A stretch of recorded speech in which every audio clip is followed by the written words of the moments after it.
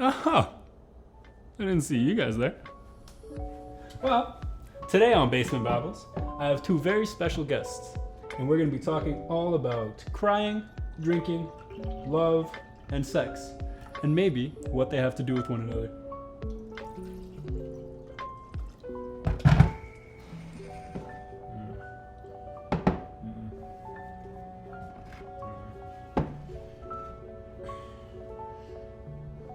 Let's get into it.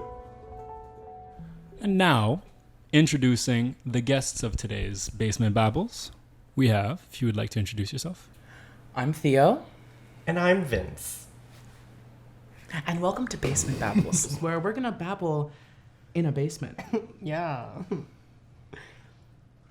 So the first question. Yeah, what? Just kidding. What? When you were younger, how did you view crying?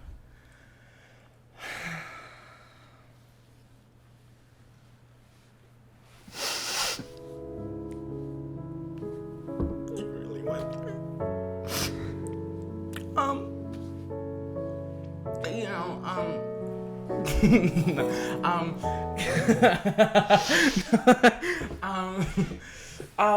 when I was a child, I would cry to get what I wanted. But, like, I wouldn't, like, make myself cry to get what I want. It would kind of just happen. If I didn't get what I want, I would cry and then get what I want. And I kind of learned, like, when that would happen, I would get what I want. Okay. And obviously that's shitty raising a child. Definitely didn't grow up the best. It was a really crappy child, actually. But anyway, it started out as that. And then, for me, morphed into... you don't cry in front of your friends at school.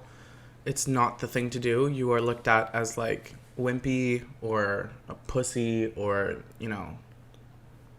place any type of derogatory male term in there. Like, you don't cry in front of your friends at school. So definitely would not cry unless I was by myself or something serious happened. And then going into high school for me, I would cry more. Not a lot. Well, it grew over high school. At the beginning of high school, I didn't really cry, but as high school progressed, I would cry a lot more. Like, especially grade 10, I would say would be my peak of, like, crying by myself because it fucking sucked. Well, that's a hard year, too. Grade 10 is a hard year. It's different here, but it's that transition year where you're going from being, that junior to going into, like, becoming that senior. Yeah. And you're, like, also in that age where you're, like, figuring yourself out. I know that personally, like, since a very young age, I suppressed a lot of my emotions. And when I did cry, it was just because, like, bottling up. Like, to points where, like, it was so unsafe for my mental state to just continue keeping that stuff in, Like, I was so, like, I suppressed so much because of the way that society, kind of shapes us in a way. Like, men are not allowed to be emotional whatsoever because that's deemed to be weak, because men are supposed to be strong, and, that kind of stigma that goes with that. But, like, also for me as well, grade 10 was a big year for me. Like, I came out.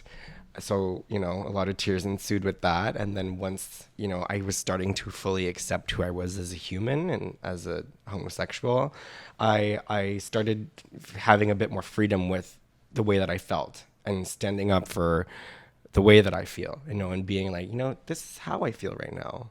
And I don't really care how you think about that, But at the same time, there's that alternate side that goes like, well, should I be sharing this with other people? Having that fright of that vulnerability and what people will, do in those circumstances to either, hurt you maybe, or like not hurt you, or maybe they just don't know how to deal with that vulnerability in that sense, so. Yeah. I mean, really similar to you. I came out at the end of grade 9, so I was 15. And before that point, before grade 9, like grade 7, grade 8, like preteen to into teenager years, I was pretty well liked by the grand majority. I like across the board had friends in all different kinds of cliques. I was never one person to kind of settle with one place. I was that kid at lunch. I would sit at this table, and then I would move to that table, and then move to I was friends with everybody. Sure. I was super sociable. Same here. Yeah, it was very easy. I feel like in that time period, it was very easy for us to kind of just like spread ourselves out. Because you weren't at that point, it was the whole GBF thing a little bit. Like, oh, that gay best friend. It was starting to like trickle into our mainstream society, and so everyone was like, oh my god, I want to be friends with a gay guy. Well, not so much for me. Oh, okay. Like it was. Sorry. No, it's fine. Like before I came out as bi, I was like pretty, like well liked by everyone, and I was mostly friends actually at the time with boys. Okay. The boys of my grade, and I would hang out with them, and that was great. But up to grade 9. Grade 9 was a huge year for me. It was the year at that point in my life that I had been on like stage the most. I was really delving into like my career. I was in 2 shows that year, and I had never done 2 shows in 1 year. I was a part of the show choir at my school. I was doing the most for extracurriculars, and I was really starting to like realize I want to pursue this. And along with realizing what I want to do with my life came along with like realizing who I was and who I wanted to be. And I found out in grade 9 I was bisexual, and I came out by the end of the year. And by that point, I lost all my friends. Sorry.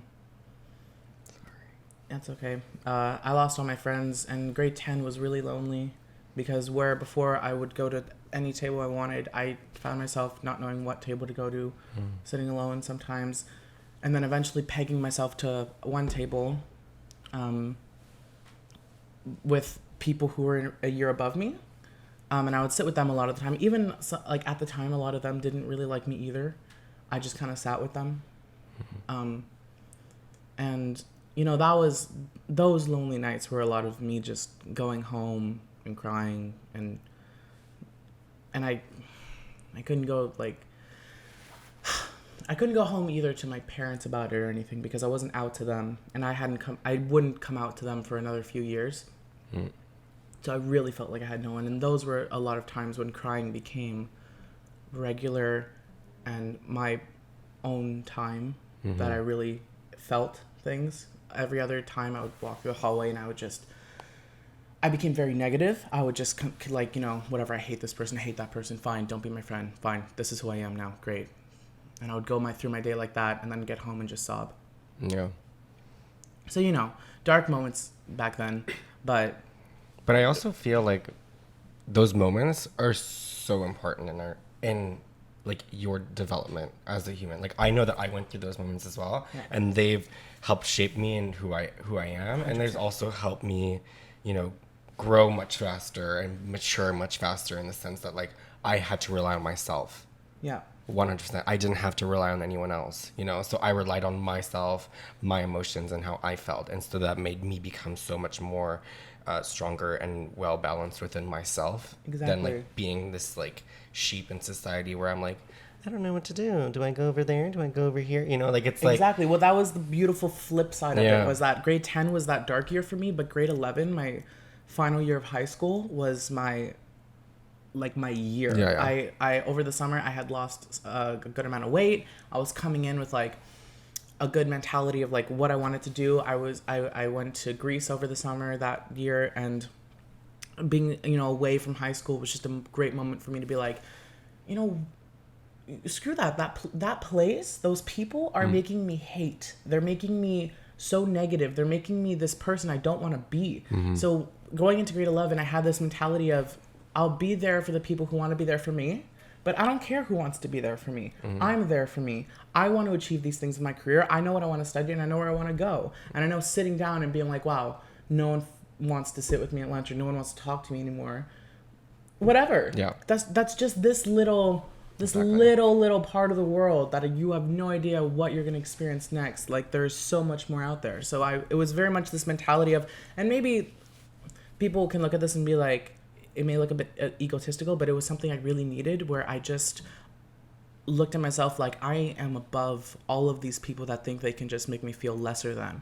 And I know where I'm going, and these people are not even a thought to me. And I was just very determined. It just goes to show, like, going through those hard moments, you know, they might seem horrible in the moment and they might seem like the end of the world, but like once you go through those moments, then you become so much stronger and so much more capable of dealing with those moments when they hit you again. Exactly. You know? And it's all about what you do with those moments. I could have sat in that. Yeah. And I did for a while, you know, but it's all about getting up and learning from the good and the bad. Exactly. You know? And look who I found now. You know, like my peeps were waiting for me. And when I showed up, they're like, girl, what took you so long? And I was like, I took a detour, you know, stopped by McDonald's. Amen. But I made it. So, yeah. Now, there's been a lot of talk, like, between you two so far about how a lot of good has come out of crying. Have you ever found the opposite? That, like, you've gone through a rough spot and you've had this emotional let out, and then you've looked back on it and you were like it wasn't productive or progressive for you as a person? The event in itself or the crying? The crying. I feel like I have cried for stupid things. Me too. And like I didn't really need to cry.